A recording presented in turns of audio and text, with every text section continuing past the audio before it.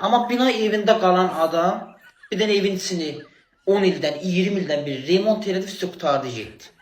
Aylıq maaş alır, aldığı puldan da nə bilim, biraz yığır, istirahətə gedir. Özü üçün gedir şəhərdə gəzir, cibinin pulunu xərcləyir. Amma həyət evində qalan adamın günü qarad. Çoxsunun günü qarad.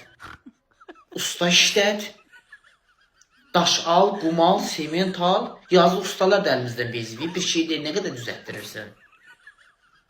Qazancımız elə buradan alırsan, Allah sıxışır. Bu gün 50 manat qazanırsan, deyirsən ha, 30 manat yığın, biraz 20 yığın, üst-üstə, nə bilim, onu al, bunu al. Vallahi qutarmır. Amma bina evində qalanın bəxti yaxşı gətirir. Düzdür, bina evindəki də deyir, həyət evi yaxşıdır, nə bilim, yayda samovar qaynasın, nə bilim, manqalda kebab, özünüz istirahət, baxsın belə.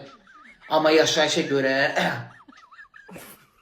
bina evində yaşayan, həyət evindən yaşayandan, yaşayış baxımından istəyir də ürəyin nə istəyir ala bilirsənsə də az da olsa.